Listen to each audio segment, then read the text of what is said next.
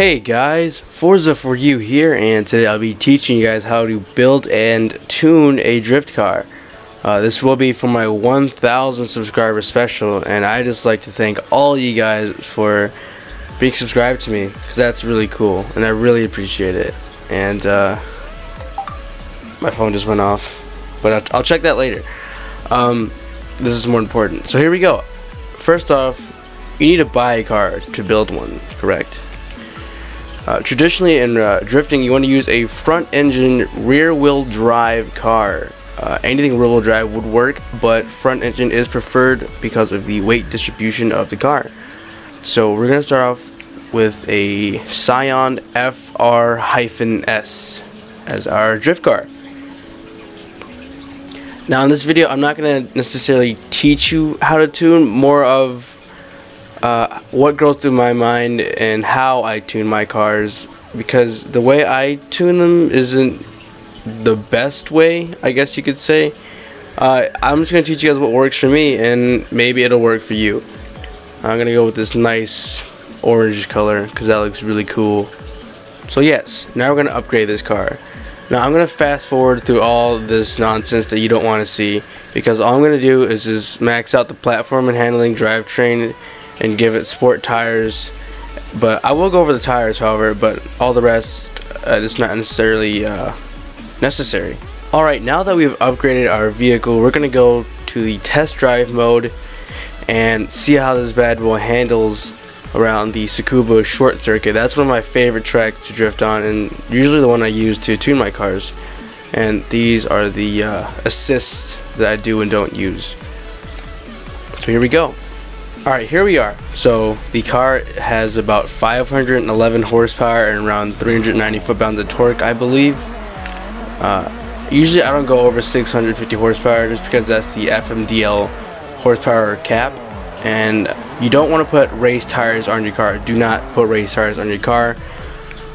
It's not good, because when you go into public lobbies, it actually makes everyone else's tires stickier, and I'm being 100% serious. That it actually does make people's tires stickier, like everyone else around you, and that's not good for the entire lobby in general, and you don't want to be that guy. So that's one reason why you don't use race tires. The other reason is that they're usually too sticky anyway. Now, tire width, let's talk about that for the front tires.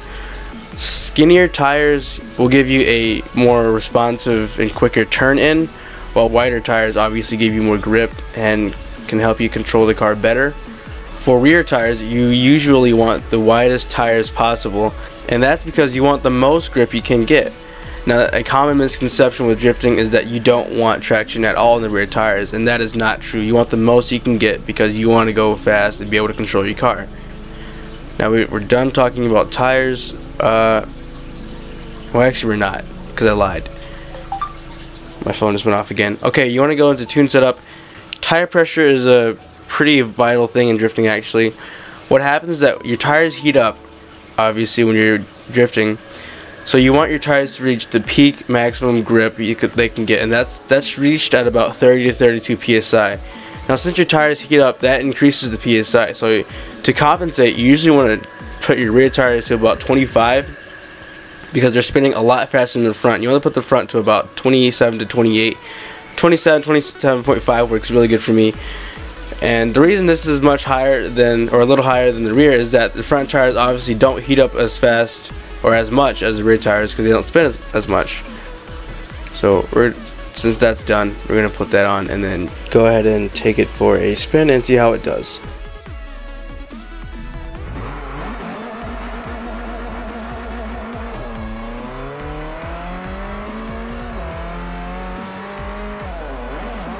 Now this is actually a really good drift car just to start off with just by tuning the tires. I mean, this is, wow, that's quick. This is actually a really good car. If you guys don't have this car or car pack, I highly recommend it, because this thing is a blast to drive, and this is just the first lap I've done with it. Wow, this thing is nice. I don't even think I'm gonna have to tune this very much. I mean, it pulls back pretty good. It's responsive, and it's pretty quick. Wow, this car is really good, actually. Whoops. okay, it's not that good, as you can see. Alright, so we're going to go around the back to the front, or the beginning of the track, and talk a little bit more about tuning in general. Let's get the tires warmed up a little bit. So you can pull up your telemetry or hit your right stick and see the tire temperature. Telemetry is a lot more accurate, obviously.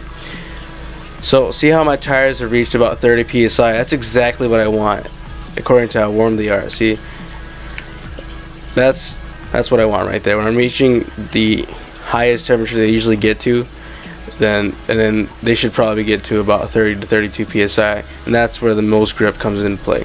So that's pretty much it for now. Now let's go back to the tune setup. The gearing was actually pretty good for the car. I didn't really have any problems with it. Third gear works really nice. Camber helps a lot when pulling back angle and just controlling drifts in general. The reason a lot of people put negative camber is because the outside tire, when you're drifting, leans to positive because there's so much force going against it that it turns, and the top of the tire goes away from the car. So you want to compensate and just tune it to about -2 works really good for me. And then usually I put this around, like, I don't usually mess with the rear too much because it doesn't turn as much as the front tires do. And some people like to put toe on the front or rear. I don't mess with it really. And that's pretty much it for camber. You don't want to put too much because you want the most contact possible. So don't put too much. 2 works pretty good for me, or -2, and that works pretty nicely. And usually I just drop it to the lowest setting on the ride height. And I'm not going to mess with this too much because it handles pretty nicely. Braking, I like to put the braking to about 55 to 60 in the front, and that helps me control the car a little bit while I'm sliding, how I want it to slow down when I'm following somebody. And I like to put my pressure to about 115 to 120. That works really nicely for me. And differential, I usually put to about like 85 to 90. So I'll just put it at 85 for now, and I keep this about the same. So let's try that out and see if I've improved the car at all.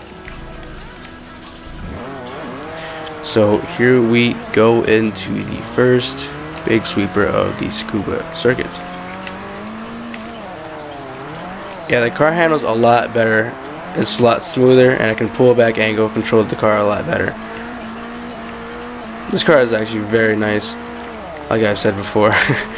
Oops, forgot to use the clutch there.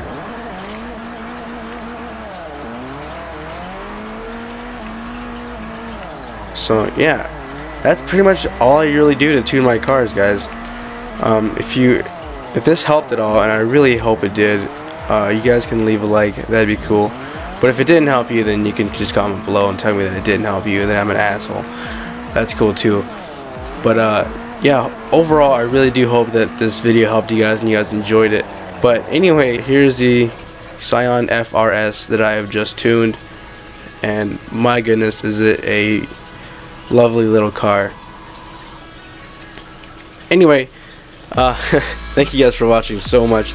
Thank you for 1,000 subscribers, and you know, a lot of people say this when they get to a certain point, but I honestly didn't think I was gonna get any subscribers, and it's just so cool that I was able to get 1,000 and that people are still subscribing, and that's really awesome.